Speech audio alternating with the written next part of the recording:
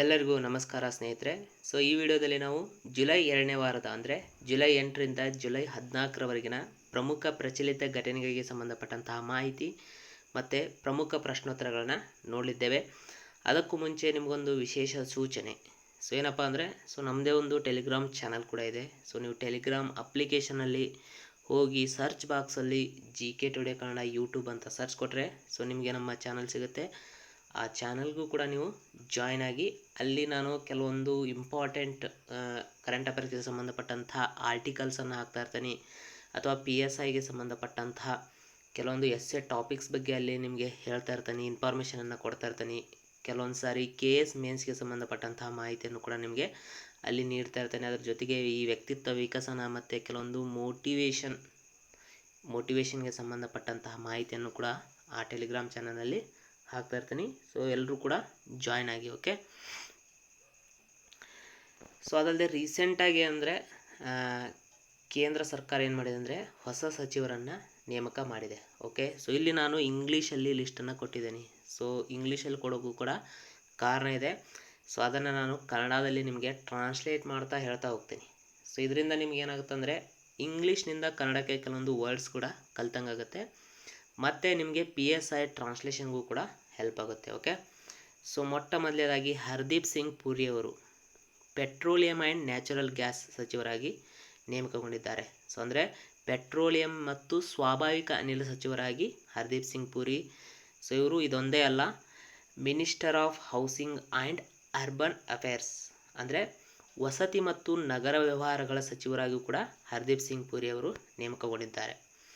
ಇನ್ನು ಪಾರ್ಶೋತ್ತಮ್ ರೂಪಾಲ, ಇವರು minister of fisheries, animal husbandry and dairying ಅಂದರೆ ಮೀನುಗಾರಿಕೆ, ಪಶುಸಂಗೋಪನೆ ಮತ್ತು ಹೈನುಗಾರಿಕಾ ಸಚಿವರಾಗಿ ಪಾರ್ಶೋತ್ತಮ್ ರೂಪಾಲ ಅವರು ನೇಮಕಗೊಂಡಿದ್ದಾರೆ.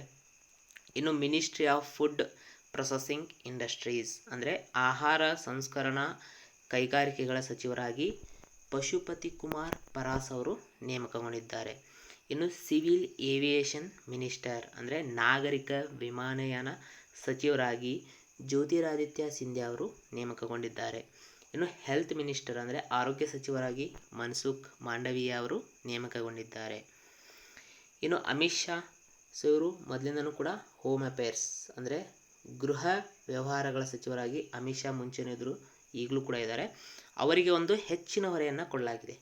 ರೀಸೆಂಟಾಗಿ ಏನು ಮಾಡಿದೆ ಅಂದರೆ ಕೇಂದ್ರ ಸರ್ಕಾರ ಒಂದು ಹೊಸ ಸಚಿವಾಲಯವನ್ನು ಸ್ಥಾಪನೆ ಮಾಡಿದೆ. ಅದರ ಹೆಸರು ಏನಂದರೆ ಸಹಕಾರ ಸಚಿವಾಲಯ. ಅದರ ಸಚಿವರಾಗಿ ಕೂಡ ಅಮಿತ್ ಶಾ ಅವರು ನೇಮಕಗೊಂಡಿದ್ದಾರೆ.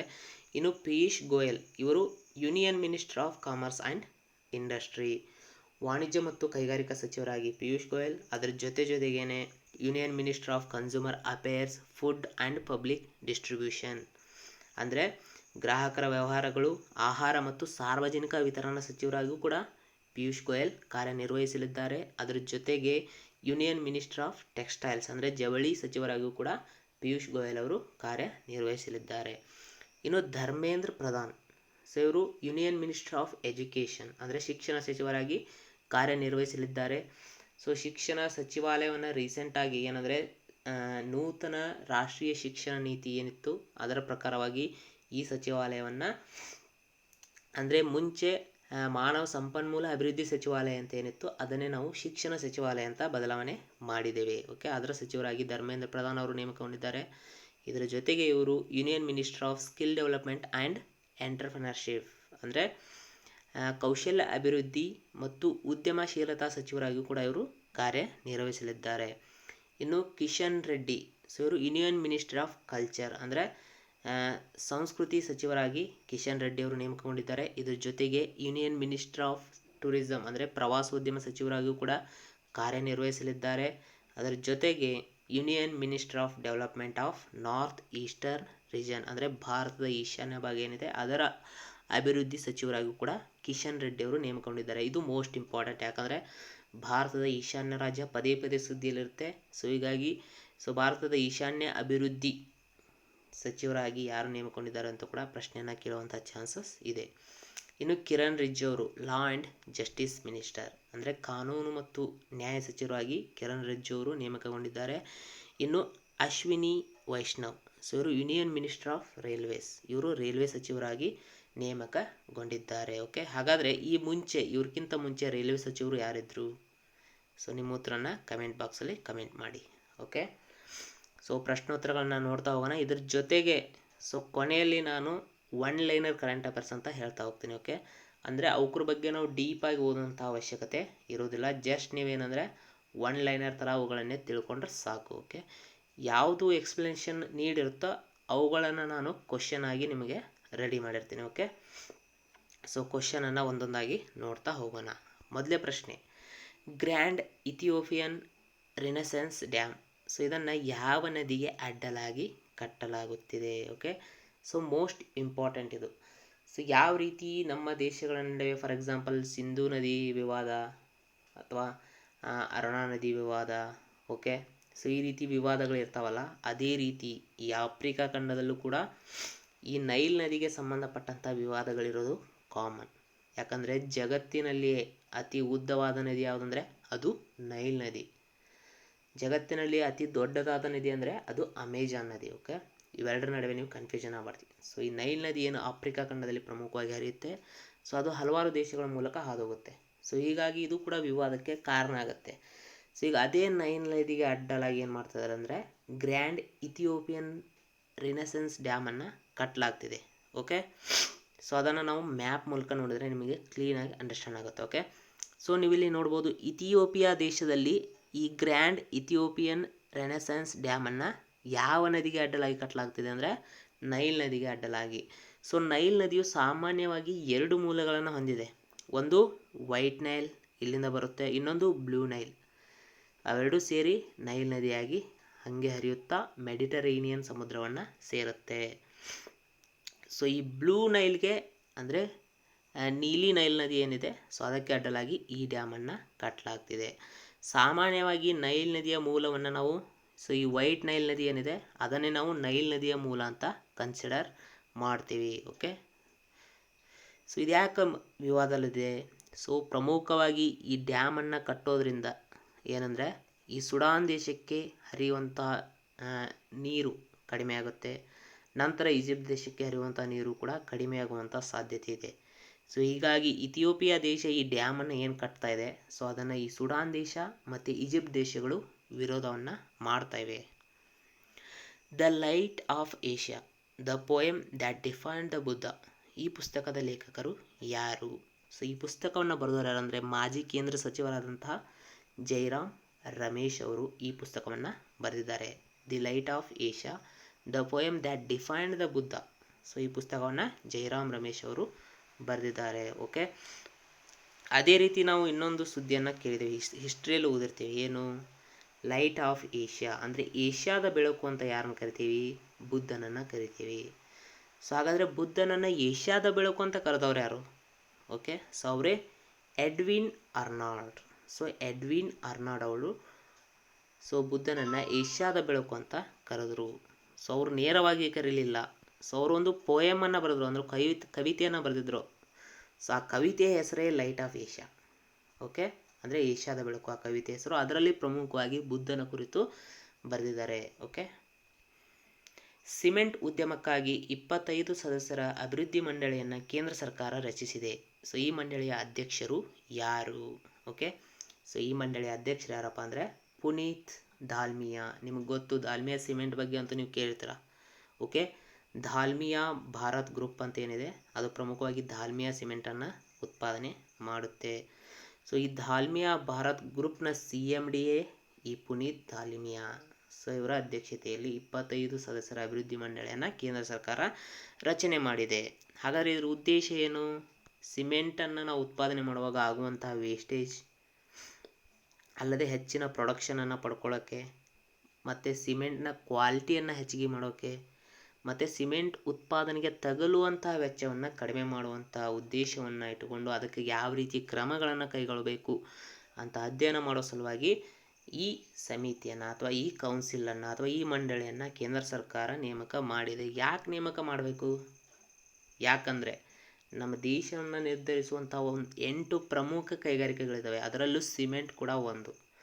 ಆ 8 ಪ್ರಮುಖ ವಲಯದ ಕೈಗಾರಿಕೆಗಳು, ಇದನ್ನು ಇಂಗ್ಲೀಷ್ನಲ್ಲಿ ನಾವು ಕೋರ್ ಇಂಡಸ್ಟ್ರೀಸ್ ಅಂತ ಕರಿತೀವಿ. ಸೊ ಎಕ್ಸಾಮಲ್ಲಿ ಕೇಳಿದ್ದಾರೆ IAS ಅಲ್ಲಿ. ಓಕೆ, ಕೋರ್ ಇಂಡಸ್ಟ್ರಿಯಲ್ಲಿ ಯಾವುದು ಬರಲ್ಲ ಅಂತ ನಿಮಗೆ ಕೊಡ್ತಾರೆ. ಓಕೆ, ನಾವು ಯಾವುದು ಬರುತ್ತೆ ಅಂತ ತಿಳ್ಕೊಳ್ಳೋಣ. ಮೊದಲಾಗಿ ಕಲ್ಲಿದ್ದಲು, ಕಚ್ಚಾ ತೈಲ, ನೈಸರ್ಗಿಕ ಅನಿಲ, ಸಂಸ್ಕರಣಾಗಾರ ಉತ್ಪನ್ನಗಳು ಅಂದರೆ ರಿಫೈನರಿ ಪ್ರಾಡಕ್ಟ್ಸ್, ಇನ್ನು ರಸಗೊಬ್ಬರ, ಉಕ್ಕು, ಸಿಮೆಂಟ್, ವಿದ್ಯುತ್. ಈ 8ನ್ನು ನಾವು ಕೋರ್ ಇಂಡಸ್ಟ್ರೀಸ್ ಅಂತ ಕರಿತೀವಿ. Most important. ಓಕೆ, ಗೋಹತ್ಯೆ ನಿಷೇಧ ಕಾನೂನು ಜಾರಿಗೆ ತರಲು ವಿಧಾನಸಭೆಯಲ್ಲಿ ಪ್ರಸ್ತಾವನೆ ಸಲ್ಲಿಸಿದ ಮೊದಲ ಈಶಾನ್ಯ ಭಾರತೀಯ ರಾಜ್ಯ ಯಾವುದು? ಓಕೆ, ಸೊ ಅಸ್ಸಾಂನ ವಿಧಾನಸಭೆಯಲ್ಲಿ ಇಂಥ ಪ್ರಸ್ತಾವನೆಯನ್ನು ಸಲ್ಲಿಸಲಾಗಿದೆ. ಓಕೆ, ಅಸ್ಸಾಂನ ಮುಖ್ಯಮಂತ್ರಿ ಆದಂತಹ ಹಿಮಾಂತ ಬಿಶ್ವ ಶರ್ಮಾ ಅವರು ಸೊ ಇದನ್ನು ವಿಧಾನಸಭೆಯಲ್ಲಿ ಮಂಡನೆ ಮಾಡಿದ್ದಾರೆ. ಸೊ ಈಗಾಗಲೇ ಗೋಹತ್ಯೆ ನಿಷೇಧ ಕಾನೂನು ಭಾರತದ ಯಾವ ಯಾವ ರಾಜ್ಯಗಳಲ್ಲಿ ಚಾಲನೆಯಲ್ಲಿದೆ? ಸೊ ಉತ್ತರ ಪ್ರದೇಶ್, ಮಧ್ಯಪ್ರದೇಶ್ ಮತ್ತು ಕರ್ನಾಟಕ. ಓಕೆ, ಇತ್ತೀಚೆಗೆ ಸುದ್ದಿಯಲ್ಲಿರುವಂತಹ ವಾಲ್ಮೀಕಿ ರಾಷ್ಟ್ರೀಯ ಉದ್ಯಾನವನವು ಯಾವ ರಾಜ್ಯದ ಏಕೈಕ ರಾಷ್ಟ್ರೀಯ ಉದ್ಯಾನವನ ಆಗಿದೆ? ಸೊ ಓಕೆ, ಬಿಹಾರದಲ್ಲಿರೋದು ಒಂದೇ ಒಂದು ರಾಷ್ಟ್ರೀಯ ಉದ್ಯಾನವನ, ಅದೇ ವಾಲ್ಮೀಕಿ ರಾಷ್ಟ್ರೀಯ ಉದ್ಯಾನವನ. ಇದ್ಯಾಕೆ ಇತ್ತೀಚೆಗೆ ಸುದ್ದಿಯಲ್ಲಿದೆ ಅಂದರೆ ರೀಸೆಂಟಾಗಿ ಇಲ್ಲಿ ಮಾಡಿದ ಏನಂದರೆ ಸುಮಾರು 150ಕ್ಕೂ ಹೆಚ್ಚು ರಣಹದ್ದುಗಳು ಇಲ್ಲಿ ಕಂಡು ಬಂದಿದ್ದವು. ಓಕೆ, ನಮ್ಮ ಕರ್ನಾಟಕದಲ್ಲಿ ಪ್ರಮುಖವಾಗಿ ರಣಹದ್ದುಗಳ ಸಂರಕ್ಷಣೆಗೆಂದು ಏನು ಮಾಡಿದ್ದಾರೆ ಅಂದರೆ ರಾಮದೇವರ ಬೆಟ್ಟವನ್ನು ರಣಹದ್ದು ಸಂರಕ್ಷಣಾ ತಾಣವನ್ನಾಗಿ ಘೋಷಣೆ ಮಾಡಲಾಗಿದೆ. ಓಕೆ, ಇದೆಲ್ಲ ನಿಮ್ಗೆ ಗೊತ್ತಿದೆ. ಹಾಗಾದರೆ ಈ ರಾಮದೇವರ ಬೆಟ್ಟ ಕರ್ನಾಟಕದ ಯಾವ ಜಿಲ್ಲೆಯಲ್ಲಿ ಕಂಡುಬರುತ್ತೆ? ಸೊ ನಿಮ್ಮ ಉತ್ತರವನ್ನು ಕಮೆಂಟ್ ಬಾಕ್ಸಲ್ಲಿ ಕಮೆಂಟ್ ಮಾಡಿ. ಓಕೆ, ಇನ್ನು IAS KS ದೃಷ್ಟಿಯಿಂದ ನೋಡೋದಾದರೆ ವಾಲ್ಮೀಕಿ ರಾಷ್ಟ್ರೀಯ ಉದ್ಯಾನವನದಲ್ಲಿ ಹರಿಯುವಂತಹ ನದಿ ಯಾವುದು? So Gandak river. Okay, Gandak river ಇದು ಗಂಗಾ ನದಿಯ ಒಂದು ಉಪನದಿ. ಅದೇ ರೀತಿ ಪ್ರಮುಖವಾಗಿ ವಾಲ್ಮೀಕಿ ರಾಷ್ಟ್ರೀಯ ಉದ್ಯಾನವನ ಏನಿದೆ ಇದು ಇಂಡೋ ನೇಪಾಳ್ ಬಾರ್ಡರ್ ಹತ್ರ ಕಂಡುಬರುವಂತಹ ರಾಷ್ಟ್ರೀಯ ಉದ್ಯಾನವನ ಆಗಿದೆ. ಸೊ ಅದಲ್ಲದೆ ಬಿಹಾರ್ ರೀಸೆಂಟಾಗಿಯೂ ಕೂಡ ಸುದ್ದಿಯಲ್ಲಿತ್ತು. ಯಾಕಂದರೆ 2019ರಿಂದ ಈಚೆಗೆ ಸಿಡಿಲು ಬಡಿತದಿಂದ ಅತಿ ಹೆಚ್ಚು ಜನ ಸಾವನ್ನಪ್ಪಿದಂತಹ ರಾಜ್ಯ ಯಾವುದಂದರೆ ಅದೇ ಬಿಹಾರ್. ಓಕೆ, ಇದನ್ನು ಕೂಡ ಎಕ್ಸಾಮಲ್ಲಿ ಕೇಳಬಹುದು. ಬ್ರಿಕ್ಸ್ ಎಜುಕೇಷನ್ ಮಿನಿಸ್ಟರ್ಸ್ 2021ಗೆ ಆತಿಥ್ಯ ವಹಿಸಿದ ದೇಶ ಯಾವುದು? ಸೊ ಇದಕ್ಕೆ ಆತಿಥ್ಯ ವಹಿಸಿದಂಥ ದೇಶ ಭಾರತ. ಯಾಕಂದರೆ ಸೊ 13ನೇ ಬ್ರಿಕ್ಸ್ ಸಮ್ಮಿಟ್ ಭಾರತದಿಂದ ಆಯೋಜನೆ ಮಾಡಲ್ಪಡ್ತಿದೆ. ಸೊ ಅದರ ಭಾಗವಾಗಿಯೇ ಈ ಬ್ರಿಕ್ಸ್ ಎಜುಕೇಷನ್ಸ್ ಮಿನಿಸ್ಟರ್ ಮೀಟಿಂಗನ್ನು ಹಮ್ಮಿಕೊಳ್ಳಲಾಗಿತ್ತು. ಇದರ ಅಧ್ಯಕ್ಷತೆಯನ್ನು ಕೂಡ ಭಾರತವೇ ವಹಿಸಿಕೊಂಡಿತ್ತು. ಭಾರತದ ಯಾರು ಅಂದರೆ so minister of state for education ಅಂದರೆ ಕೇಂದ್ರ ರಾಜ್ಯ ಶಿಕ್ಷಣ ಸಚಿವರಾದಂತಹ ಸಂಜಯ್ ಧೋತ್ರೆ ಸೊ ಅವರು ಇದರ ಅಧ್ಯಕ್ಷತೆಯನ್ನು ವಹಿಸಿಕೊಂಡಿದ್ದರು. ಓಕೆ, ಹಾಗಾದರೆ ಬ್ರಿಕ್ಸ್ ಬಗ್ಗೆ GK ತರಹದ ಪ್ರಶ್ನೆಗಳನ್ನು ಕೂಡ ಕೇಳ್ತಾ ಇರ್ತಾರೆ. ಹಿಂದಿನ ವೀಡಿಯೋಗಳಲ್ಲೂ ಕೂಡ ನಾನು ಕವರ್ ಮಾಡಿದ್ದೀನಿ. ಸೊ ಇದನ್ನು ನೀವು ರಿಪಿಟೇಷನ್ ಅಂತ ಅಂದ್ಕೊಳ್ಳಿ. ಓಕೆ, ಸೊ ಈ ಬ್ರಿಕ್ಸ್ ಎನ್ನುವಂತಹ ಕಲ್ಪನೆಯನ್ನು ಕೊಟ್ಟವರು ಯಾರು? ಜಿಮ್ ಓನಿಲ್ ಎನ್ನುವಂತಹ ವ್ಯಕ್ತಿ 2001ರಲ್ಲಿ ಈ ಬ್ರಿಕ್ ಎನ್ನುವಂತಹ ಕಲ್ಪನೆಯನ್ನು ಕೊಡ್ತಾರೆ. ಸೊ ಬ್ರಿಕ್ಸ್ ಅನ್ನುವಂಥ ಕಲ್ಪನೆ ಅಲ್ಲ, ಬ್ರಿಕ್ ಎನ್ನುವಂತಹ ಕಲ್ಪನೆ. ಓಕೆ, ಸೊ ಇದರ ಅನ್ವಯವಾಗಿ 2006ರಲ್ಲಿ ಈ ಬ್ರಿಕ್ಕನ್ನು ಸ್ಥಾಪನೆ ಮಾಡಲಾಗುತ್ತೆ, ನಾಟ್ ಬ್ರಿಕ್ಸ್. ಓಕೆ, ಯಾಕಂತ ಮುಂದೆ ಹೇಳ್ತೀನಿ. ಸೊ ಈ ಬ್ರಿಕ್ ಸ್ಥಾಪನೆ ಆದ ಮೇಲೆ ಇದರ ಮೊದಲ ಸಮ್ಮೇಳನ 2009ರಲ್ಲಿ ರಷ್ಯಾದಲ್ಲಿ ಎಕಟೆನ್ಬರ್ಗ್ನಲ್ಲಿ ನಡೆಯುತ್ತೆ. ಸೊ 2010ರಲ್ಲಿ ಏನಂದರೆ ಸೌತ್ ಆಫ್ರಿಕಾ ಏನು ಮಾಡುತ್ತಂದರೆ ಸೊ ಈ ಬ್ರಿಕ್ನ ಸದಸ್ಯತ್ವವನ್ನು ಪಡ್ಕೊಳ್ಳುತ್ತೆ. ಆಮೇಲೆ ಇದು ಬ್ರಿಕ್ ಇದ್ದಿದ್ದು ಸೌತ್ ಆಫ್ರಿಕಾ ಸೇರಿದ ಮೇಲೆ ಬ್ರಿಕ್ಸ್ ಆಗಿ ಕನ್ವರ್ಟ್ ಆಗುತ್ತೆ. ಸೊ ಹಾಗಾದರೆ ದಕ್ಷಿಣ ಆಫ್ರಿಕಾ ಮೊಟ್ಟ ಮೊದಲವಾಗಿ ಬ್ರಿಕ್ಸ್ ಸಮ್ಮೇಳನದಲ್ಲಿ ಭಾಗವಹಿಸಿದ್ದು ಎಲ್ಲಿ ಅಂತ ಪ್ರಶ್ನೆಯನ್ನು ಕೇಳಿದ್ದಾರೆ. ಸೊ 2011ರಲ್ಲಿ ಚೀನಾದ ಸಾನ್ಯಾದಲ್ಲಿ ನಡೆದಂಥ ಸಮ್ಮೇಳನದಲ್ಲಿ ಮೊಟ್ಟ ಮೊದಲ ಬಾರಿಗೆ ದಕ್ಷಿಣ ಆಫ್ರಿಕಾ ಭಾಗವಹಿಸುತ್ತೆ. ಅದು 3ನೇ ಸಮ್ಮೇಳನ. ಸೊ ಇನ್ನು ರೀಸೆಂಟ್ ಸಮ್ಮೇಳನಗಳ ಬಗ್ಗೆ ನಾವು ನೋಡೋದಾದರೆ 2018ರಲ್ಲಿ 10ನೇ ಸಮ್ಮೇಳನ ದಕ್ಷಿಣ ಆಫ್ರಿಕಾದಲ್ಲಿ, ಸೊ 2019ರಲ್ಲಿ 11ನೇ ಸಮ್ಮೇಳನ ಬ್ರೆಜಿಲ್ನಲ್ಲಿ, 2020ನೇ 12ನೇ ಸಮ್ಮೇಳನ ರಷ್ಯಾದಲ್ಲಿ, 2021 13ನೇ ಸಮ್ಮೇಳನ ಭಾರತದಲ್ಲಿ ನಡೀತಾ ಇದೆ. Okay, so most important. ಇತ್ತೀಚೆಗೆ ನಿಧನರಾದ ಬುಡಕಟ್ಟು ಹಕ್ಕುಗಳ ಕಾರ್ಯಕರ್ತರಾದಂತಹ ಸ್ಟ್ಯಾನ್ ಸ್ವಾಮಿ ಅವರನ್ನು ಯಾವ ಕಾಯ್ದೆಯಡಿ ಬಂಧಿಸಲಾಗಿತ್ತು? ಯಾಕಂದರೆ ಈ ಬಂಧನದ ಟೈಮಿನಲ್ಲೇ ಈ ಸ್ಟ್ಯಾನ್ ಸ್ವಾಮಿ ಸೊ ಇವರೊಬ್ಬ ಬುಡಕಟ್ಟು ಹಕ್ಕುಗಳ ಕಾರ್ಯಕರ್ತ ಹೋರಾಟಗಾರ. ಸೊ ಇವರೇನೆಂದರೆ ಬಂಧನ ಇದ್ದಾಗಲೇ ನಿಧನ ಹೊಂದಿದ್ದಾರೆ. ಅಂದರೆ ಅವರಿಗೆ ಹುಷಾರಿಲ್ಲದಂಗಾಗಿತ್ತು, ಬಟ್ ಅವರಿಗೆ ಆಸ್ಪತ್ರೆಗೆ ಸೇರಿಸಲು ನಿರಾಕರಣೆ ಮಾಡಲಾಗಿತ್ತು. ಸೊ ಆಮೇಲೆ ಅವರಿಗೆ ಸೀರಿಯಸ್ ಆಯಿತು, ಆಸ್ಪತ್ರೆಗೆ ತಂದರು, ಅಲ್ಲಿ ಡೆಡ್ ಆದರು. ಓಕೆ, ಸೊ ಹೀಗಾಗಿ ಇತ್ತೀಚೆಗೆ ಅವರು ಸುದ್ದಿಯಲ್ಲಿದ್ದರು. ಓಕೆ, ಹಾಗಾದರೆ ಇವ್ರನ್ನ ಯಾವ ಕಾಯ್ದೆಯಡಿ ಬಂಧಿಸಲಾಗಿತ್ತು? ಓಕೆ, 1967ರಲ್ಲಿ ಕೇಂದ್ರ ಸರ್ಕಾರ ಏನು ಮಾಡುತ್ತೆ ಅಂದರೆ ಒಂದು ಭಯೋತ್ಪಾದನಾ ವಿರೋಧಿ ಕಾಯ್ದೆಯನ್ನು ಜಾರಿಗೆ ತರುತ್ತೆ. ಸೊ ಅದರ ಹೆಸರು ಏನಪ್ಪ ಅಂದರೆ ಕಾನೂನುಬಾಹಿರ ಚಟುವಟಿಕೆಗಳ ತಡೆಗಟ್ಟುವಿಕೆ ಕಾಯ್ದೆ. Okay, most important, unlawful activities prevention act 1967ರಲ್ಲಿ ಜಾರಿಗೆ ಬಂದಂತಹ ಕಾಯ್ದೆ. ಇದೊಂದು ಭಯೋತ್ಪಾದನಾ ವಿರೋಧಿ ಕಾಯ್ದೆ. ಸೊ ಇದರ ಅಡಿಯಲ್ಲಿ ಇವರನ್ನು ಬಂಧಿಸಲಾಗಿತ್ತು. ಯಾಕೆ ಬಂಧಿಸಲಾಗಿತ್ತು? ಭೀಮಾ ಕೊರೆಗಾಂವ್ ಹಿಂಸಾಚಾರ ನಿಮ್ಗೆ ಆಲ್ಮೋಸ್ಟ್ ಗೊತ್ತಿದೆ ಅನ್ಕೊತೀನಿ. ಸೊ ಅದಕ್ಕೆ ಸಂಬಂಧಪಟ್ಟಂತಹ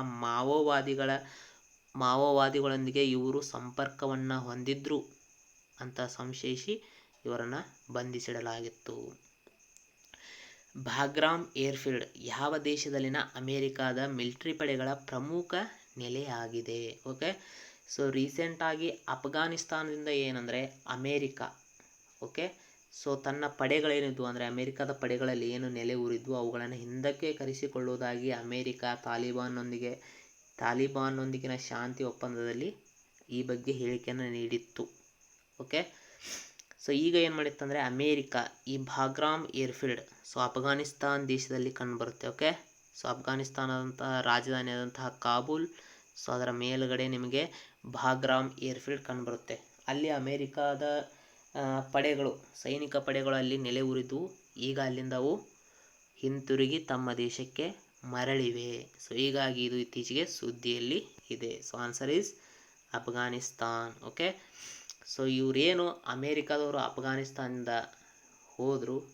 ಸೊ ಈಗ ಅಲ್ಲಿ ತಾಲಿಬಾನ್ ಅಫ್ಘಾನಿಸ್ತಾನವನ್ನು ಆಕ್ರಮಣ ಮಾಡಿಕೊಳ್ಳುವಲ್ಲಿ ಮುಂದಾಗಿದೆ. ಸೊ ಈ ಕುರಿತು ನೀವು ನ್ಯೂಸಲ್ಲಿ ಓದ್ತಾನೆ ಇದ್ದೀರಾ. ಓಕೆ, ಹಾಗಾದರೆ ಅಫ್ಘಾನಿಸ್ತಾನನ ಅಧ್ಯಕ್ಷರು ಯಾರು?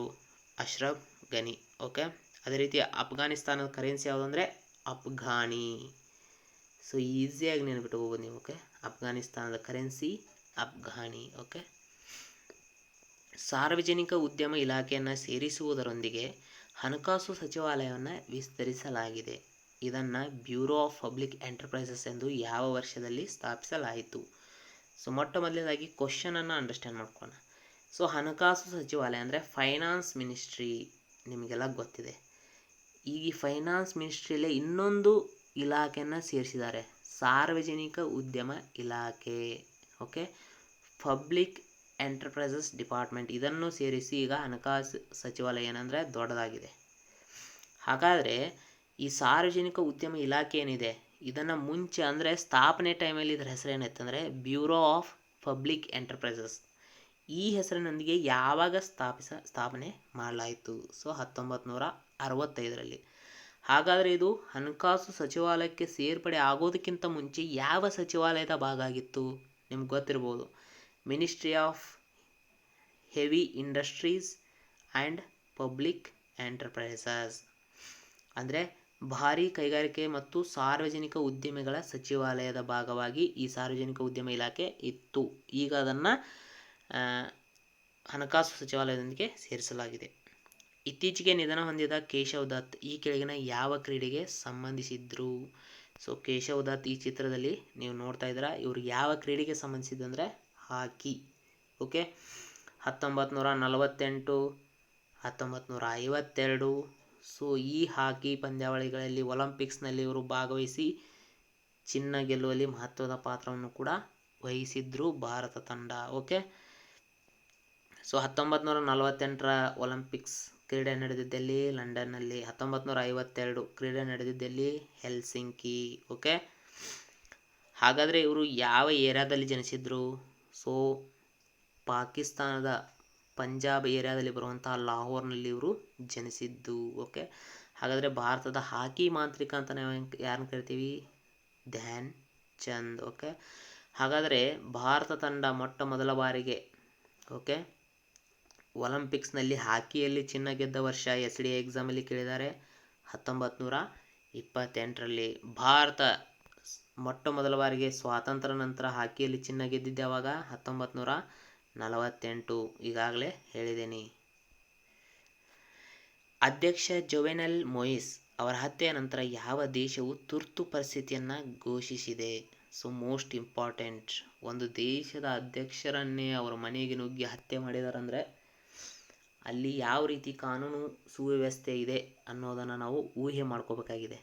ಓಕೆ, ಸೊ ಜನ ತಮ್ಗೆ ಯಾವ ರೀತಿ ಬೇಕು ಆ ರೀತಿಯಲ್ಲಿ ಸೊ ಒಂದು ಸರ್ಕಾರವನ್ನು ಬೀಳಿಸುವಂತಹ ಪ್ರಯತ್ನ ಆಗಿರ್ಬೋದು, ಅಥವಾ ದೇಶದ ಅಧ್ಯಕ್ಷರನ್ನೇ ಹತ್ಯೆಗೆಯುವಂತಹ ದುಸ್ಸಾಹಸಕ್ಕೆ ಕೈ ಹಾಕುವಂತಹ ಒಂದು ವಿಚಾರ ಏನಿದೆ ಅಂದರೆ ಆ ದೇಶದ ಭದ್ರತೆಯ ಕುರಿತು ನಮಗೆ ಕೆಲವು ಸಂದೇಹಗಳನ್ನು ಹುಟ್ಟುಹಾಕುತ್ತೆ. ನಮ್ಮ ದೇಶದ ಸ್ಥಿತಿನೂ ಈ ಥರ ಆದರೆ ಹೇಗೆ ಏನಂತ ಪ್ರಶ್ನೆ ಕೂಡ ನಮ್ಮಲ್ಲಿ ಮೂಡಬಹುದು.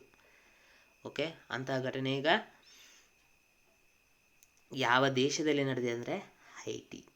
ಓಕೆ, ಹೈಟಿ ಅನ್ನೋ ದೇಶ ಎಲ್ಲಿ ಕಂಡು ಬರುತ್ತೆ, ನಾನು ಇಲ್ಲಿ ಮ್ಯಾಪಲ್ಲಿ ನಿಮಗೆ ತೋರಿಸ್ತಾ ಇದ್ದೀನಿ. ಓಕೆ, ಇದು ಉತ್ತರ ಅಮೇರಿಕಾ ಖಂಡ, ಇದು ದಕ್ಷಿಣ ಅಮೇರಿಕಾ ಖಂಡ. ಇದರ ನಡುವೆ ಇಲ್ಲಿ ಪಕ್ಕದಲ್ಲಿ ನಿಮಗೆ ಸಣ್ಣ ಸಣ್ಣ ದ್ವೀಪಗಳು ಕಂಡು ಬರ್ತವೆ. ಅವನ್ನ ನಾವೇಂತ ಕರಿತೀವಿ, ಕೆರಿಬಿಯನ್ ದ್ವೀಪಗಳು ಅಥವಾ ಕೆರಿಬಿಯನ್ ಐಸ್ಲ್ಯಾಂಡ್ಸ್ ಅಂತ ಕರಿತೀವಿ. ಅದರಲ್ಲೇ ಕಂಡುಬರುವಂತಹ ದೇಶ ಅಂದರೆ ಹೈಟಿ. ಆ ದೇಶದ ಅಧ್ಯಕ್ಷ ಯಾರು, ಜೊವೆನಲ್ ಮೋಯಿಸ್. ಇವರನ್ನು ಅವರ ಮನೆಗೆ ನುಗ್ಗಿ ಹತ್ಯೆಯನ್ನು ಮಾಡಿದ್ದಾರೆ. ಓಕೆ, ಅದು ಎಲ್ಲಂದರೆ ದೇಶದ ರಾಜಧಾನಿ ಪ್ರದೇಶದಲ್ಲೇ, ಅದು ಫೋರ್ಟ್ ಯು ಪ್ರಿನ್ಸ್ ಎನ್ನುವಂಥ ಪ್ರದೇಶದಲ್ಲೇ ಹತ್ಯೆಯನ್ನು ಮಾಡಿದ್ದಾರೆ. ಓಕೆ, ಹೈಟಿ ದೇಶದ ಕರೆನ್ಸಿ ಯಾವುದಂದರೆ gourde. Okay, most important, ಇದು exam point of view. Virbhadra Singh ಇತ್ತೀಚೆಗೆ ನಿಧನರಾದರು. ಅವರು ಯಾವ ರಾಜ್ಯದ ಮಾಜಿ ಮುಖ್ಯಮಂತ್ರಿಯಾಗಿದ್ದರು? ಸೊ ಇದು ಕೂಡ ಮೋಸ್ಟ್ ಇಂಪಾರ್ಟೆಂಟ್. ಯಾಕೆ ವೀರಭದ್ರ ಸಿಂಗ್ ಅವರು ಒಟ್ಟಾರೆಯಾಗಿ 9 ಬಾರಿ MLA ಆಗಿದ್ದರು, 5 ಬಾರಿ MP ಆಗಿದ್ದರು, ಅದಲ್ಲದೆ 6 ಬಾರಿ ಹಿಮಾಚಲ ಪ್ರದೇಶದ CM ಕೂಡ ಆಗಿದ್ದರು. ಅದಲ್ಲದೆ ಇವರು ಹಿಮಾಚಲ ಪ್ರದೇಶದ ಅತಿ ದೀರ್ಘಾವಧಿ ಮುಖ್ಯಮಂತ್ರಿ ಕೂಡ ಹೌದು. ಸೊ ಹೀಗಾಗಿ ಇದು ಮೋಸ್ಟ್ ಇಂಪಾರ್ಟೆಂಟ್. 2021-22ನೇ ಸಾಲಿಗಾಗಿ ಜಲಜೀವನ್ ಮಿಷನ್ ಅಡಿಯಲ್ಲಿ ಯಾವ ರಾಜ್ಯಕ್ಕೆ ಕೇಂದ್ರವು 5,000 ಕೋಟಿ ರೂಪಾಯಿಗಳ ಅನುದಾನ ನೀಡಿದೆ? ಓಕೆ, ಸೊ ಇದನ್ನು ಕರ್ನಾಟಕಕ್ಕೆ ಕೇಂದ್ರ ಸರ್ಕಾರ ಇತ್ತೀಚೆಗೆ ನೀಡಿದೆ. ಓಕೆ, ಕೇಂದ್ರ ಸರ್ಕಾರ ಏನು ಮಾಡಿತ್ತು, ಜಲಜೀವನ್ ಮಿಷನನ್ನು ಜಾರಿಗೊಳಿಸಿತ್ತು. ಅದರ ಪ್ರಮುಖ ಉದ್ದೇಶ ಏನಂದರೆ 2024ರ ಒಳಗಾಗಿ ಪ್ರತಿಯೊಂದು ಮನೆಗೂ ನಲ್ಲಿ ನೀರಿನ ಸಂಪರ್ಕವನ್ನು ಒದಗಿಸಬೇಕನ್ನುವಂಥ ಕೇಂದ್ರದ ಉದ್ದೇಶವೇ ಈ ಜಲಜೀವನ್ ಮಿಷನ್. ಆದರೆ ನಮ್ಮ ಕರ್ನಾಟಕ ಒಂದು ಹೆಜ್ಜೆ ಮುಂದೆ ಹೋಗಿ 2023ರ ಒಳಗಾಗಿ ನಾವು ಪ್ರತಿ ಮನೆಗೂ ನಲ್ಲಿ ನೀರಿನ ಪೂರೈಕೆಯನ್ನು ಮಾಡ್ತೀವಿ ಅಂತ ಪಣವನ್ನು ತೊಟ್ಟಿದ್ದಾರೆ. ಸೊ ಕರ್ನಾಟಕ ರೀಸೆಂಟಾಗಿ ಕರೆಂಟ್ ಅಫೇರ್ಸ್ಗೆ ಸಂಬಂಧಪಟ್ಟಂತೆ ಸುದ್ದಿಯಲ್ಲಿತ್ತು. ಅದರ ಬಗ್ಗೆ ನಾನು ಕೆಲವೊಂದು ನ್ಯೂಸ್ಗಳನ್ನು ಹೇಳ್ತಾ ಹೋಗ್ತೀನಿ. ಓಕೆ, ಏನಂದರೆ ಕರ್ನಾಟಕ 2021ರಲ್ಲಿ ಖೇಲೋ ಇಂಡಿಯಾ ಯೂನಿವರ್ಸಿಟಿ ಗೇಮ್ಸನ್ನು ಆಯೋಜನೆ ಮಾಡಲಿದೆ. ಸೊ ರೀಸೆಂಟಾಗಿ ರೈಲ್ವೆ ಸಚಿವಾಲಯ ಕರ್ನಾಟಕದ ಹುಬ್ಬಳ್ಳಿಯಲ್ಲಿ ಒಂದು ಮ್ಯೂಸಿಯಮನ್ನು ಓಪನ್ ಮಾಡಿದೆ. ಇನ್ನು ಕೋವಿಡ್-19 ಟೈಮಲ್ಲಿ ಕರ್ನಾಟಕ ಒಂದು ಅಪ್ಲಿಕೇಶನನ್ನು ಜಾರಿಗೆ ತಂದಿತ್ತು. ಅದರ ಹೆಸರು ಏನಪ್ಪ ಅಂದರೆ ಆಪ್ತಮಿತ್ರ. ಇನ್ನು ಜನಸೇವಕ ಯೋಜನೆ, ಇದು ಬಹಳಷ್ಟು ಸುದ್ದಿಯಲ್ಲಿದೆ. ಇದರ ಉದ್ದೇಶ ಏನಂದರೆ ಮನೆ ಬಾಗಿಲಿಗೆ ಸರ್ಕಾರಿ ಸೇವೆಗಳನ್ನು ಜನರಿಗೆ ತಲುಪಿಸುವಂಥ ಒಂದು ಪ್ರಯತ್ನ. ರಕ್ಷಣಾ ಸಚಿವಾಲಯದ ಸ್ಪರ್ಶ್ ಯೋಜನೆಗೆ ಕೆಳಗಿನ ಯಾವುದು ಪಾಲುದಾರ ಬ್ಯಾಂಕ್ ಆಗಿದೆ? ಸೊ ಮೊಟ್ಟ ಮೊದಲನೇದಾಗಿ ನೀವು ಇಲ್ಲಿ ಗಮನಿಸಬೇಕಾಗಿದ್ದೇನು, ಸ್ಪರ್ಶ ಯೋಜನೆ ಅಥವಾ ಸ್ಪರ್ಶ ಸ್ಕೀಮ್ ಅನ್ನೋದು ಯಾವ ಸಚಿವಾಲಯಕ್ಕೆ ಸಂಬಂಧಪಟ್ಟಿದೆ? ಸೊ ರಕ್ಷಣಾ ಸಚಿವಾಲಯ. ಹಾಗಾದರೆ ಸ್ಪರ್ಶ ಯೋಜನೆಯ ಪ್ರಮುಖ ಉದ್ದೇಶ ಏನಂತ ನೀವು ತಿಳ್ಕೊಬೇಕಂದ್ರೆ ಮೊದಲನೇದಾಗಿ ಸ್ಪರ್ಶ್ನ ಫುಲ್ ಫಾರ್ಮನ್ನು ತಿಳ್ಕೊಳ್ಳುವಂಥ ಪ್ರಯತ್ನವನ್ನು ಮಾಡಬೇಕು. ಸ್ಪರ್ಶ ಫುಲ್ ಫಾರ್ಮ್ ಏನು? System for pension administration Raksha.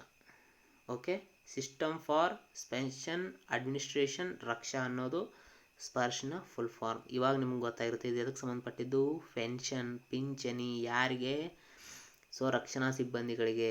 So ಸೈನಿಕರಾಗಿರ್ಬೋದು, ರಕ್ಷಣೆಗೆ ಸಂಬಂಧಪಟ್ಟಂಥ ಆಫೀಸರ್ಗಳಾಗಿರ್ಬೋದು, ಅವರು ನಿವೃತ್ತಿಯ ನಂತರ ಅವರಿಗೆ ಪಿಂಚಣಿ ದೊರೆಯುತ್ತೆ, ಅದಕ್ಕೆ ಸಂಬಂಧಪಟ್ಟಂಥ ಕೆಲವೊಂದು ಕ್ಲೇಮ್ಸು, ಕ್ರೆಡಿಟ್ಸು ಅವೆಲ್ಲ ಏನಿರ್ತವೆ ಡೈರೆಕ್ಟಾಗಿ ಬ್ಯಾಂಕ್ ಅಕೌಂಟ್ಗೆ ಹೋಗಬೇಕು ಅನ್ನೋ ಉದ್ದೇಶದಿಂದ ಈ ಸ್ಪರ್ಶ್ ಸ್ಕೀಮ್ ಅನ್ನು ಜಾರಿಗೆ ತರಲಾಗಿದೆ. ಇದಕ್ಕೆ ಪಾಲುದಾರ ಬ್ಯಾಂಕ್ ಯಾವುದಂದರೆ 2, ಒಂದು SBI, ಇನ್ನೊಂದು PNB ಅಂದರೆ Punjab national bank. Most important. Okay, Zika ವೈರಸ್ನ ಮೊದಲ ಪ್ರಕರಣವು ಯಾವ ರಾಜ್ಯದಲ್ಲಿ ವರದಿಯಾಗಿದೆ? ಇತ್ತೀಚೆಗೆ ಕೇರಳದಲ್ಲಿ ಜೀಕಾ ವೈರಸ್ನ ಮೊದಲ ಪ್ರಕರಣ ವರದಿಯಾಗಿದೆ. ಅದು 24 ವರ್ಷದ ಗರ್ಭಿಣಿ ಮಹಿಳೆಯಲ್ಲಿ ಈ ವೈರಸ್ ಪತ್ತೆ ಆಗಿದೆ. ಓಕೆ, ಕೇರಳ ರೀಸೆಂಟಾಗಿ ಸುದ್ದಿಯಲ್ಲಿತ್ತು. ಕವರ್ ಪ್ಲಸ್ ಪ್ರೋಗ್ರಾಮ್ ಯಾವ ರಾಜ್ಯಕ್ಕೆ ಸಂಬಂಧಪಟ್ಟಿದೆ ಅಂದರೆ ಅದು ಕೇರಳ. ನಾಲೆಜ್ ಎಕಾನಮಿ ಮಿಷನ್ ಯಾವ ರಾಜ್ಯಕ್ಕೆ ಸಂಬಂಧಪಟ್ಟಿದೆ ಅಂದರೆ ಕೇರಳ. ರೀಸೆಂಟಾಗಿ ಕೇರಳದ ಐರನ್ ಲೇಡಿ ಅಂತಲೇ ಕರೆಸಿಕೊಳ್ಳುತ್ತಿದ್ದಂತಹ ಯಾರು? KR ಗೌರಿ. ಸೊ ಅವರು ರೀಸೆಂಟಾಗಿ ನಿಧನರಾಗಿದ್ದಾರೆ. ಅವರು ಯಾವ ಕ್ಷೇತ್ರಕ್ಕೆ ಸಂಬಂಧಿಸಿದ್ರು ಅಂದರೆ ಪಾಲಿಟಿಕ್ಸ್ ಅಂದರೆ ರಾಜಕೀಯ. ಇಂಟರ್ನ್ಯಾಷನಲ್ ಕ್ರಿಕೆಟ್ ಕೌನ್ಸಿಲ್ CO ಹುದ್ದೆಗೆ ಯಾರು ರಾಜೀನಾಮೆ ನೀಡಿದ್ದಾರೆ? ಯಾರು ನೇಮಕ ಆಗಿದ್ರು ಅಂತ ನಮಗೆ ಮುಂಚೆ ಗೊತ್ತಿದ್ರೆ ರಾಜೀನಾಮೆ ಕೊಟ್ಟಿದ್ದಾರೆ ಯಾರು ಅಂತ ಈಸಿಯಾಗಿ ಗೊತ್ತಾಗುತ್ತೆ. ಸೊ ಮನು ಸಾನಿ. ಸೊ ಅವರು ಇಂಟರ್ನ್ಯಾಷನಲ್ ಕ್ರಿಕೆಟ್ ಕೌನ್ಸಿಲ್ನ CEO ಹುದ್ದೆಗೆ ರಾಜೀನಾಮೆಯನ್ನು ನೀಡಿದ್ದಾರೆ. ಸೊ ಇವರ ಸ್ಥಾನದಲ್ಲಿ ಈಗ ಆ್ಯಕ್ಟಿಂಗ್ CEO ಕಾರ್ಯಕಾರಿ CEO ಆಗಿ ಜಿಯಾಫ್ ಅಲ್ಲಾಡಿಸ್ ಅವರು ಕಾರ್ಯಕಾರಿ CEO ಆಗಿ ಮುಂದುವರಿಯಲಿದ್ದಾರೆ. ಓಕೆ, ಸೊ ಇಲ್ಲಿ ಸೌರವ್ ಗಂಗೂಲಿ ಅಂತಿದೆ, ಕೆಲವೊಂದು ಕನ್ಫ್ಯೂಷನ್ ಆಗ್ತೀರಾ. ಸೊ ಇವರು BCCIನ ಅಧ್ಯಕ್ಷರು. ಓಕೆ, ಉಪಗ್ರಹವನ್ನು ಉಡಾಯಿಸುವ ಕಾರ್ಯಕ್ರಮದ ಭಾಗವಾಗಲಿರುವ ದೇಶದ ಮೊದಲ ಸರ್ಕಾರಿ ಶಾಲೆ ಎಂಬ ಹೆಗ್ಗಳಿಕೆಗೆ ಯಾವ ಶಾಲೆ ಪಾತ್ರವಾಗಿದೆ? ಸೊ ಅದು ಕೂಡ ನಮ್ಮ ಕರ್ನಾಟಕದ ಶಾಲೆ. ಸೊ 75ನೇ ವರ್ಷದ ಸಂಭ್ರಮಾಚರಣೆ ಯಾವಾಗ? 2022ರಲ್ಲಿ. ಅದರದ್ದು ನಮ್ಮ ದೇಶಕ್ಕೆ ಸ್ವಾತಂತ್ರ್ಯ ಸಿಕ್ಕು. ಓಕೆ, ನಮ್ಮ ದೇಶಕ್ಕೆ ಸ್ವಾತಂತ್ರ್ಯ ಸಿಕ್ಕು 2022ರೊಳಗೆ 75 ವರ್ಷ ಕಂಪ್ಲೀಟ್ ಆಗಲಿದೆ. ಸೊ ಅದರ ಸವಿ ನೆನಪಿಗಾಗಿ ಏನು ಮಾಡಲಾಗ್ತಿದೆ ಅಂದರೆ, ಸೊ ಭಾರತದ ಇಸ್ರೋ 75 ಸ್ಯಾಟಲೈಟ್ಗಳ ಉಡಾವಣೆ ಮಾಡಬೇಕು ಅಂತ ಗುರಿಯನ್ನು ಹಾಕ್ಕೊಂಡಿದೆ. ಸೊ ಅದರಲ್ಲಿ ಒಂದು ಸ್ಯಾಟಲೈಟನ್ನು ನಮ್ಮ ಕರ್ನಾಟಕದ ಸರ್ಕಾರಿ ಶಾಲೆಯ ಮಕ್ಕಳು ಒಂದು ಸ್ಯಾಟಲೈಟನ್ನು ರೆಡಿ ಮಾಡ್ತಾ ಇದ್ದಾರೆ. ಸೊ ಆ ಸರ್ಕಾರಿ ಶಾಲೆ ಯಾವುದಂದರೆ ಸೊ ಮಲ್ಲೇಶ್ವರಂ ಸರ್ಕಾರಿ ಶಾಲೆ. ಓಕೆ, ಮೋಸ್ಟ್ ಇಂಪಾರ್ಟೆಂಟ್ ಇದು. ಅದೇ ರೀತಿ ಗಗನಯಾನ್ ಮಿಷನ್. ಸೊ ಭಾರತಕ್ಕೆ 75 ವರ್ಷ ಸ್ವಾತಂತ್ರ್ಯ ಸಿಕ್ಕು 75 ವರ್ಷ ಆಗುತ್ತೆ. ಅದ್ರ ಒಳಗಡೆನೆ ಏನಂದರೆ ಬಾಹ್ಯಾಕಾಶಕ್ಕೆ ಮಾನವರನ್ನು ಕಳಿಸುವಂಥ ಯೋಜನೆ. ಸೊ ಅದೇ ಗಗನಯಾನ್ ಯೋಜನೆ. ಅದೇ ರೀತಿ ಸೂರ್ಯನ ಅಧ್ಯಯನಕ್ಕೆಂದು ಕಳಿಸಲಿರುವಂಥ ನೌಕೆ, ಬಾಹ್ಯಾಕಾಶ ನೌಕೆ ಆದಿತ್ಯ L1. ಓಕೆ, ಇದನ್ನು ಕೂಡ ಎಕ್ಸಾಮ್ಗೆ ಕೇಳುವಂಥ ಚಾನ್ಸಸ್. ಭಾರತಕ್ಕೆ ಅಮೆರಿಕದ ರಾಯಭಾರಿಯಾಗಿ ಯಾರು ನಾಮನಿರ್ದೇಶನಗೊಂಡಿದ್ದಾರೆ? ಸೊ ಅಮೇರಿಕಾದಲ್ಲಿ ಲಾಸ್ ಏಂಜಲೀಸ್ ಅನ್ನುವಂಥ ಒಂದು ಪ್ರದೇಶದ ಹೆಸರನ್ನು ನೀವು ಕೇಳ್ತೀರ. ಅದರ ಮೇಯರ್ ಆದಂತಹ ಯಾರು? ಎರಿಕ್ ಗಾರ್ಸೆಟ್ಟಿ ಅವರನ್ನು ಭಾರತಕ್ಕೆ ಅಮೆರಿಕದ ಮುಂದಿನ ರಾಯಭಾರಿಯನ್ನಾಗಿ ನಾಮನಿರ್ದೇಶನ ಮಾಡಲಾಗಿದೆ. ಸೊ ಹಾಗಾದರೆ ಇವ್ರಿಗಿಂತ ಮುಂಚೆ ಸೊ ಯಾರು ಭಾರತಕ್ಕೆ ಅಮೇರಿಕಾದ ರಾಯಭಾರಿಯಾಗಿ ಕಾರ್ಯನಿರ್ವಹಿಸ್ತಾ ಇದ್ದರು? ಸೊ ಅವರ ಹೆಸರನ್ನು ಕಮೆಂಟ್ ಬಾಕ್ಸಲ್ಲಿ ಕಮೆಂಟ್ ಮಾಡಿ. ಓಕೆ, ಸ್ಪರ್ಧೆ, ಕಾನೂನು ಮತ್ತು ನೀತಿ ವಿಷಯಗಳಲ್ಲಿ ಸಹಕಾರವನ್ನು ಬಲಪಡಿಸಲು ಭಾರತದ ಸ್ಪರ್ಧಾ ಆಯೋಗ ಅಂದರೆ ಕಾಂಪಿಟೇಷನ್ ಕಮಿಷನ್ ಆಫ್ ಇಂಡಿಯಾ ಮತ್ತು ಕೆಳಗಿನ ಯಾವ ದೇಶದ ನಡುವೆ ತಿಳುವಳಿಕೆ ಪತ್ರಕ್ಕೆ ಸಹಿಯನ್ನು ಹಾಕಲಾಗಿದೆ? ಸೊ ಸ್ಪರ್ಧೆ, ಕಾನೂನು ಮತ್ತು ನೀತಿ ವಿಷಯಗಳಲ್ಲಿ ಸಹಕಾರನ ಬಲಪಡಿಸೋಕೆ ಸೊ ಭಾರತ ಮತ್ತು ಜಪಾನ್ ದೇಶದ ನಡುವೆ ತಿಳುವಳಿಕೆ ಪತ್ರಕ್ಕೆ ಸಹಿ ಹಾಕಲಾಗಿದೆ. ಸೊ ಭಾರತದ ಪರವಾಗಿ ಕಾಂಪಿಟೇಷನ್ ಕಮಿಷನ್ ಆಫ್ ಇಂಡಿಯಾ, ಇನ್ನು ಜಪಾನ್ನ ಪರವಾಗಿ Japan fair trade commission. So ಇವೆರಡರ ನಡುವೆ ಒಪ್ಪಂದಕ್ಕೆ ಸಹಿಯನ್ನು ಹಾಕಲಾಗಿದೆ. ಬುಡಕಟ್ಟು ಮತ್ತು ಇತರ ಸ್ಥಳೀಯ ಸಮುದಾಯಗಳಿಗೆ ಸೇರಿದ ಜನರ ಸಂಸ್ಕೃತಿ ಮತ್ತು ಆಚರಣೆಗಳನ್ನು ರಕ್ಷಿಸಲು ಹೊಸ ಇಲಾಖೆಯನ್ನು ರಚಿಸಲು ಯಾವ ರಾಜ್ಯವು ನಿರ್ಧರಿಸಿದೆ? ಸೊ ಅಸ್ಸಾಂ. Most important. ಬುಡಕಟ್ಟು ಮತ್ತು ಇತರ ಸ್ಥಳೀಯ ಸಮುದಾಯಗಳಿಗೆ ಸೇರಿದ ಜನರ ಸಂಸ್ಕೃತಿ ಮತ್ತು ಆಚರಣೆಗಳನ್ನು ರಕ್ಷಿಸಲು ಹೊಸ ಇಲಾಖೆ ಅಸ್ಸಾಂ. ಪ್ರತಿ ವರ್ಷ ವಿಶ್ವ ಜನಸಂಖ್ಯಾ ದಿನವನ್ನು ಯಾವಾಗ ಆಚರಿಸಲಾಗುತ್ತೆ? ಸೊ ಪ್ರತಿ ವರ್ಷ ವಿಶ್ವ ಜನಸಂಖ್ಯಾ ದಿನವನ್ನು ಜುಲೈ 11ರಂದು ಆಚರಣೆ ಮಾಡಲಾಗುತ್ತೆ. ಯಾಕೆ? 1987 ಜುಲೈ 11ರಂದು ವಿಶ್ವದ ಜನಸಂಖ್ಯೆ 500 ಕೋಟಿಗೆ ತಲುಪುತ್ತೆ. ಸೊ ಹೀಗಾಗಿ ಇದೇ ದಿನವನ್ನು ನಾವು ಜನಸಂಖ್ಯಾ ದಿನ ಅಂತ ಆಚರಣೆ ಮಾಡಬೇಕು ಅಂತ ವಿಶ್ವಸಂಸ್ಥೆ 1989ರಲ್ಲಿ ಡಿಸೈಡ್ ಮಾಡುತ್ತೆ. 1990ರಲ್ಲಿ ಮೊಟ್ಟ ಮೊದಲ ಬಾರಿಗೆ ಈ ವಿಶ್ವ ಜನಸಂಖ್ಯಾ ದಿನವನ್ನು ಆಚರಣೆ ಮಾಡುತ್ತೆ. ಸೊ ಜನಸಂಖ್ಯೆ ಕುರಿತು ಒಂದು ಸ್ಟೇಟ್ಮೆಂಟ್, ಇದನ್ನು ನೀವು ಪ್ರಬಂಧ ಬರೆಯೋ ಸಮಯದಲ್ಲಿ ಯೂಸ್ ಮಾಡ್ಕೋಬೋದು. ಏನು? ಜನಸಂಖ್ಯೆಯ ಬೆಳವಣಿಗೆಯು ಪರಿಸರ ಹಾನಿಯ ಪ್ರಾಥಮಿಕ ಮೂಲವಾಗಿದೆ. ಓಕೆ, ಪರಿಸರಕ್ಕೆ ಸಂಬಂಧಪಟ್ಟಂಥ ಎಲ್ಲೂ ಕೂಡ ನೀವು ನಡುವೆ ಈ ಸ್ಟೇಟ್ಮೆಂಟನ್ನು ಯೂಸ್ ಮಾಡ್ಕೊಳ್ಳಿ. ಅದನ್ನು ಹೇಳಿದವ್ರ ಹೆಸರು ಕೂಡ ಇಲ್ಲಿದೆ.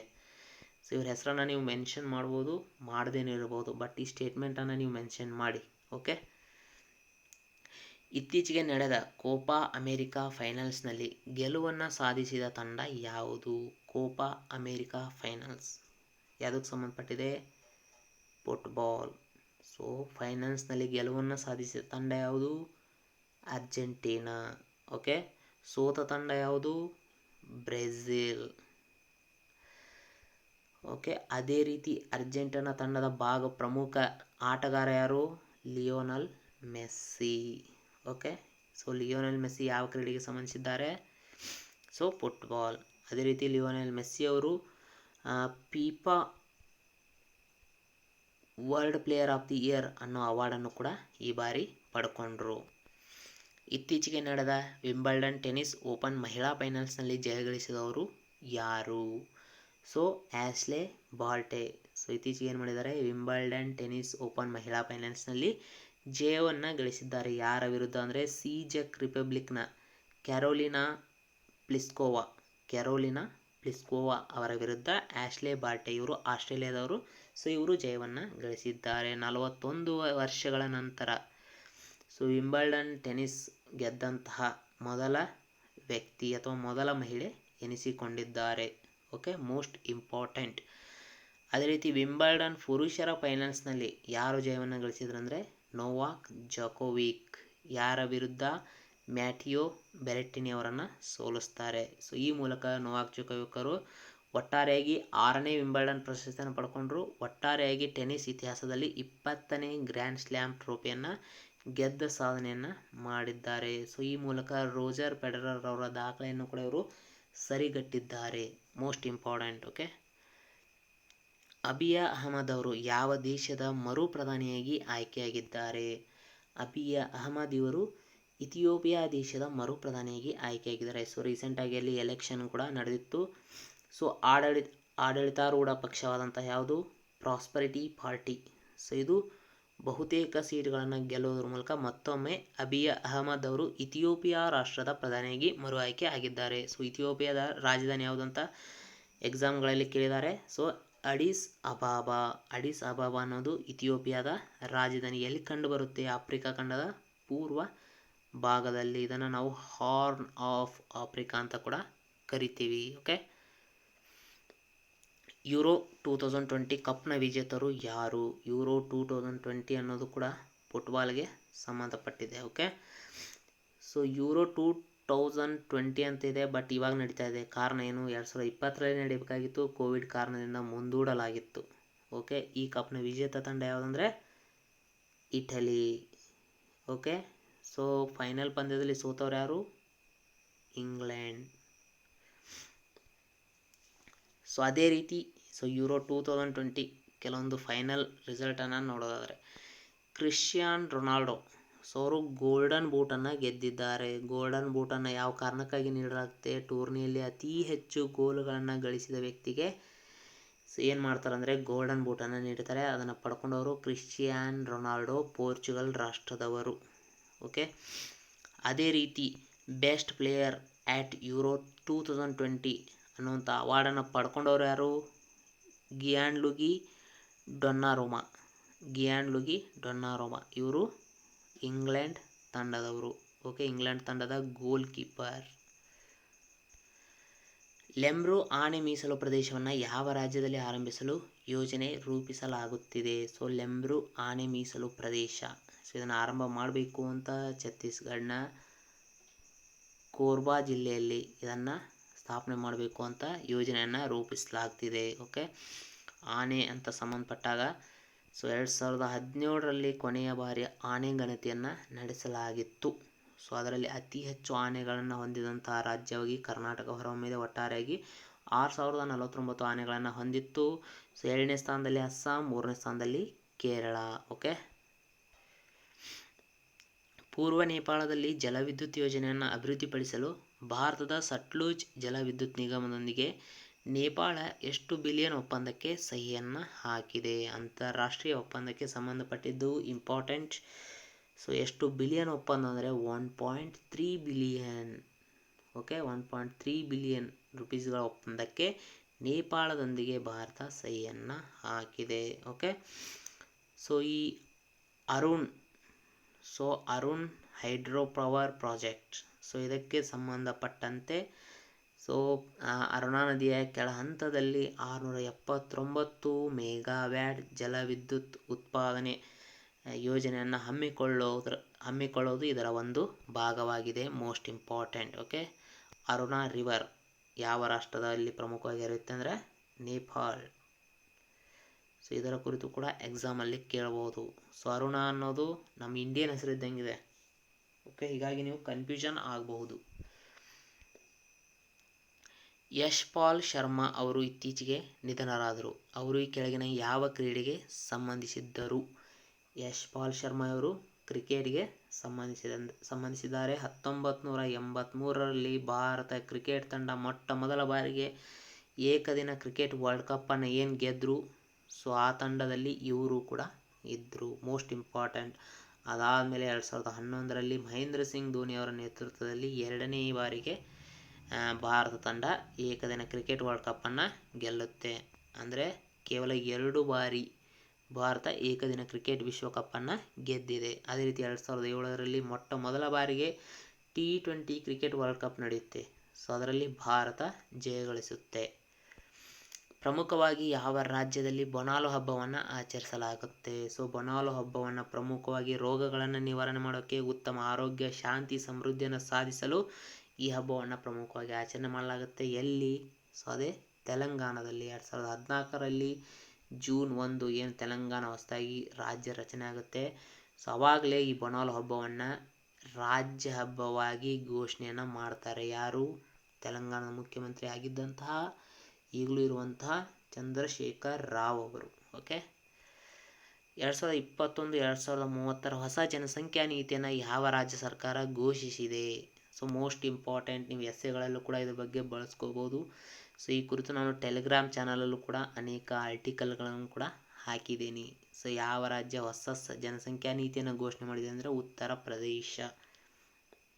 ಓಕೆ, ಪ್ರೆಸೆಂಟ್ ಅಲ್ಲಿನ ಮಹಿಳೆಯರು ಏನು ಫಲವತ್ತತೆಗೆ ದರ ಸೊ 2.7 ಇದೆ. ರಾಷ್ಟ್ರೀಯ ಜನಸಂಖ್ಯಾ ನೀತಿ ಪ್ರಕಾರ ಅದನ್ನು 2.1 ಇರಬೇಕು.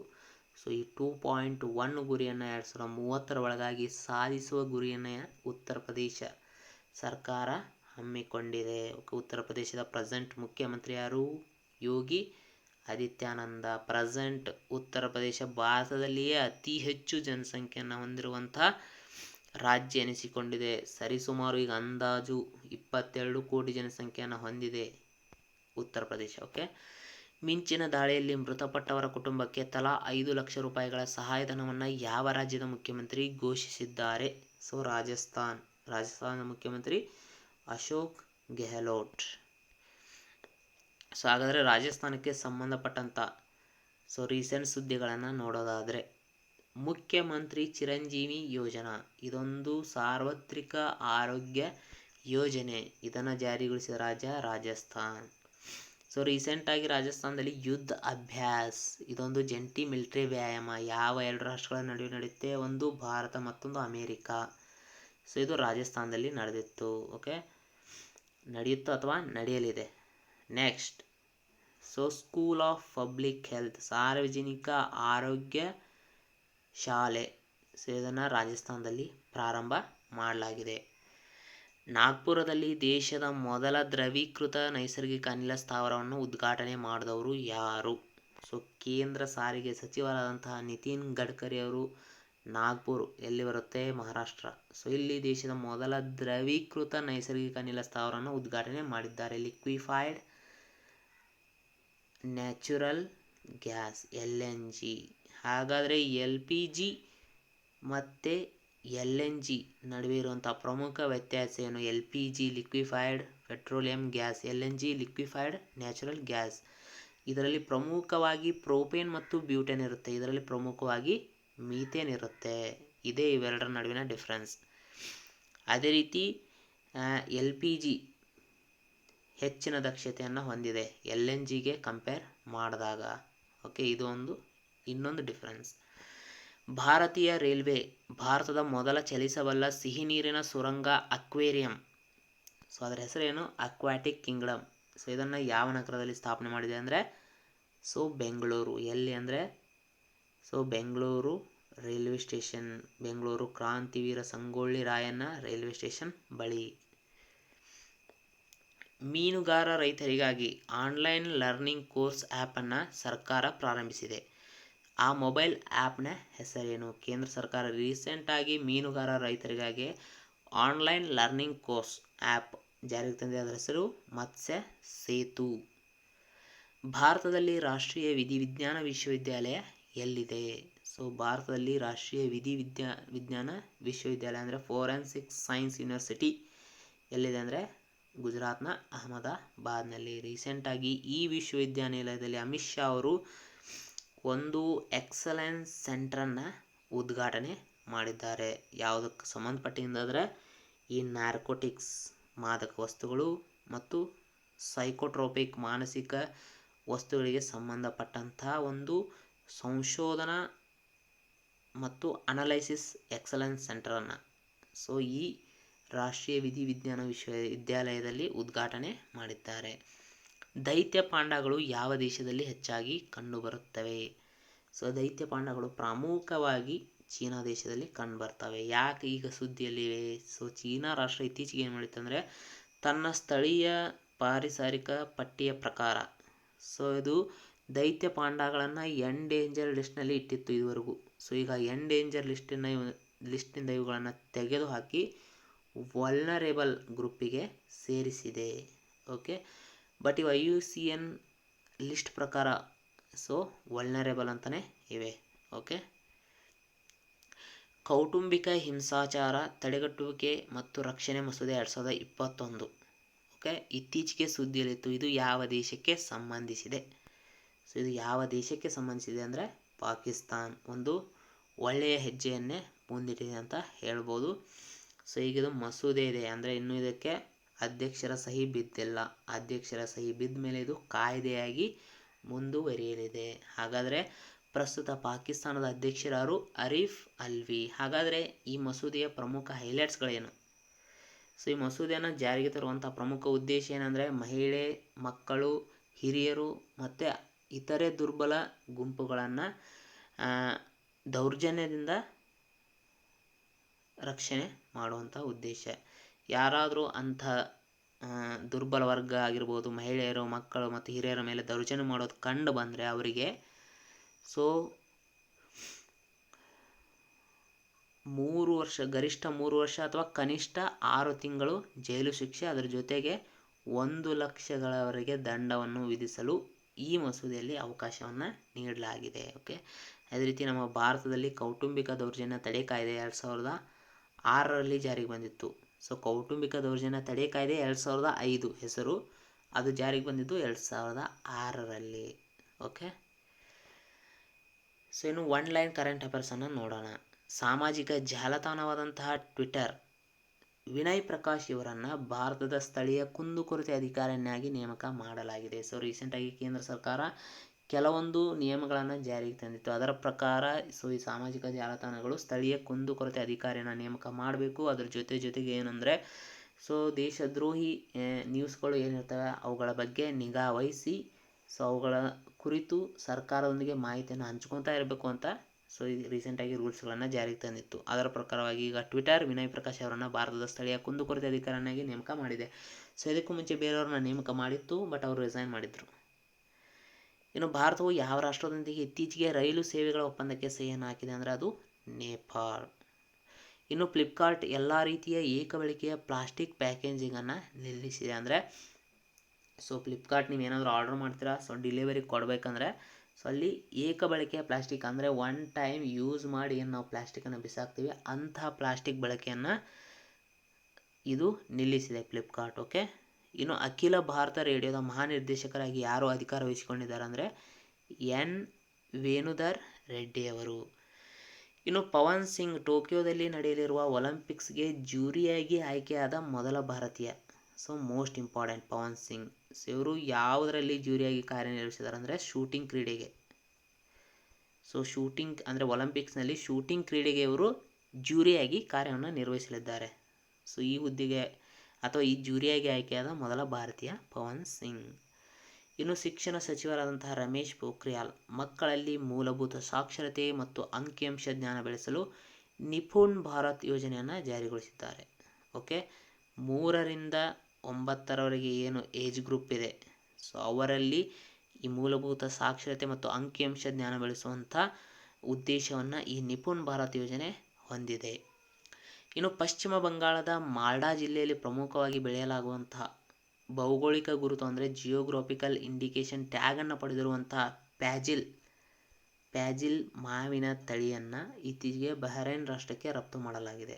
ಸೊ ಯಾವ ರಾಷ್ಟ್ರಕ್ಕೆ ರಫ್ತು ಮಾಡಲಾಗಿದೆ ಅಂತ ನಮ್ಗೆ ಅದೇನು ಇಂಪಾರ್ಟೆಂಟ್ ಅಲ್ಲ, ಬಟ್ ಈ ಫ್ಯಾಜಿಲ್ ಮಾವಿನ ತಳಿ ಯಾವ ರಾಜ್ಯದಲ್ಲಿ ಪ್ರಮುಖವಾಗಿ ಕಂಡುಬರುತ್ತೆ ಅದು ಇಂಪಾರ್ಟೆಂಟ್. ಓಕೆ, ಹಾಗಾದರೆ ನಮ್ಮ ರಾಜ್ಯದಲ್ಲಿ ಕಂಡುಬರುವಂಥ ಒಂದು ವಿಶೇಷ ತಳಿಗಳು, ಫಾರ್ ಎಕ್ಸಾಂಪಲ್ ನಂಜನಗೂಡು ರಸಬಾಳೆ, ಸೊ ಇದು ಕೂಡ ಭೌಗೋಳಿಕ ಗುರುತನ್ನು ಪಡ್ಕೊಂಡಿದೆ. ಸೊ ಇನ್ನು ಧಾರವಾಡ ಪೇಡ, ಓಕೆ, ಇನ್ನು ಬೆಂಗಳೂರಿನ ನೀಲಿ ದ್ರಾಕ್ಷಿ. ಸೊ ಈ ರೀತಿ ನಿಮ್ಮ ಜಿಲ್ಲೆಯಲ್ಲಿ ಯಾವ ತಳಿಗಳಿಗೆ ಅಥವಾ ಯಾವ ಉತ್ಪನ್ನಗಳಿಗೆ ಭೌಗೋಳಿಕ ಗುರುತು ಜಿಯೋಗ್ರಾಫಿಕಲ್ ಇಂಡಿಕೇಶನ್ ಟ್ಯಾಗ್ ದೊರೆತಿದೆ, ಸೊ ಅದನ್ನು ಕಮೆಂಟ್ ಬಾಕ್ಸಲ್ಲಿ ಕಮೆಂಟ್ ಮಾಡಿ. ಇನ್ನು ಆಯುರ್ವೇದವನ್ನು ಜನಪ್ರಿಯಗೊಳಿಸಿದ್ದ ಡಾಕ್ಟರ್ PK ವಾರಿಯರ್ ಇತ್ತೀಚೆಗೆ ನಿಧನರಾಗಿದ್ದಾರೆ. ಇವರಿಗೆ 2010ರಲ್ಲಿ ಪದ್ಮಭೂಷಣ, 1999ರಲ್ಲಿ ಪದ್ಮಶ್ರೀ ಪ್ರಶಸ್ತಿ ಕೂಡ ದೊರೆತಿತ್ತು. ಇನ್ನು ಪಾಕಿಸ್ತಾನದ ಯುವ ಮಾನವ ಹಕ್ಕುಗಳ ಕಾರ್ಯಕರ್ತೆ ಮಲಾಲಾ ಯೂಸುಫ್ಜೈ ಅವರ ಗೌರವಾರ್ಥ ವಿಶ್ವಸಂಸ್ಥೆಯು ಜುಲೈ 12ನ್ನು ವಿಶ್ವ ಮಲಾಲಾ ದಿನವನ್ನಾಗಿ ಆಚರಣೆ ಮಾಡಲಾಗುತ್ತೆ. ಮಲಾಲಾ ಯೂಸುಫ್ಜೈ ಇವರು ಪಾಕಿಸ್ತಾನದವರು. ಓಕೆ, ಸೊ ಇವ್ರಿಗೆ ಅತಿ ಚಿಕ್ಕ ವಯಸ್ಸಿನಲ್ಲಿಯೇ ನೊಬೆಲ್ ಶಾಂತಿ ಪ್ರಶಸ್ತಿಯನ್ನು ಪಡೆದಂಥವ್ರು. ಓಕೆ, ಇವರ ಗೌರವಾರ್ಥ ಜುಲೈ 12ನ್ನು ವರ್ಲ್ಡ್ ಮಲಾಲಾ ಡೇ ಅಂತ ಆಚರಣೆ ಮಾಡಲಾಗುತ್ತೆ. ಆಂಧ್ರ ಪ್ರದೇಶ ಸರ್ಕಾರವು ಜುಲೈ 9ರಿಂದ ಜುಲೈ 23, 2021ರವರೆಗೆ ರೈತು ಭರೋಸಾ ಚೈತನ್ಯ ಯಾತ್ರೆಯನ್ನು ನಡೆಸಲಿದೆ. ಸೊ ಇದರ ಪ್ರಮುಖ ಉದ್ದೇಶ ಏನಂದರೆ ಕೃಷಿ ಸಂಬಂಧಿತ ಅಂಶಗಳ ಬಗ್ಗೆ ರೈತರಲ್ಲಿ ಅರಿವು ಮೂಡಿಸುವಂಥ ಉದ್ದೇಶ. ಓಕೆ, ಇನ್ನು ಟ್ರಾಫಿಕ್ ಉಲ್ಲಂಘಿಸುವವರಿಗೆ ನಗದು ರಹಿತ ಮೋಡ್ನಲ್ಲಿ ದಂಡ ಪಾವತಿಸಲು ಬೆಂಗಳೂರು ಪೊಲೀಸರು ಹೊಸ ಸೌಲಭ್ಯವನ್ನು ಪ್ರಾರಂಭ ಮಾಡಿದ್ದಾರೆ. ಇದುವರೆಗೆ ಏನಂದರೆ ನೀವು ಕ್ಯಾಶ್ ಕೊಟ್ಟು ದಂಡವನ್ನು ಪಾವತಿ ಮಾಡಬೇಕಾಗಿತ್ತು ನೀವೇನಾದರೂ ಟ್ರಾಫಿಕ್ ಪೊಲೀಸಲ್ಲಿ ಸಿಕ್ಕರೆ. ಇವಾಗ ಏನಂದರೆ ಪೇಟಿಎಮ್ ಮೂಲಕ ಕೂಡ ನೀವು ದಂಡವನ್ನು ಪಾವತಿ ಮಾಡ್ಬೋದು. ಅಂಥ ವ್ಯವಸ್ಥೆಯನ್ನು ಈಗ ಬೆಂಗಳೂರು ಪೊಲೀಸರು ಕಲ್ಪಿಸಿದ್ದಾರೆ. ಇನ್ನು ಆಕ್ಸ್ಫ್ಯಾಮ್ ಬಿಡುಗಡೆ ಮಾಡಿದಂತಹ ದ ಹಂಗರ್ ವೈರಸ್ ಮಲ್ಟಿಪಲ್ಸ್ ಎಂಬ ಶೀರ್ಷಿಕೆ ವರದಿಯ ಪ್ರಕಾರ ಪ್ರತಿ ನಿಮಿಷಕ್ಕೆ ಎಷ್ಟು ಜನರು ಹಸಿವಿನಿಂದ ಸಾವನ್ನಪ್ಪುತ್ತಿದ್ದಾರೆ ಅಂದರೆ 11 ಜನರು. ಇದನ್ನು ನೀವು ಎಸ್ಸೆಯಲ್ಲಿ ಯೂಸ್ ಮಾಡ್ಕೋಬೋದು.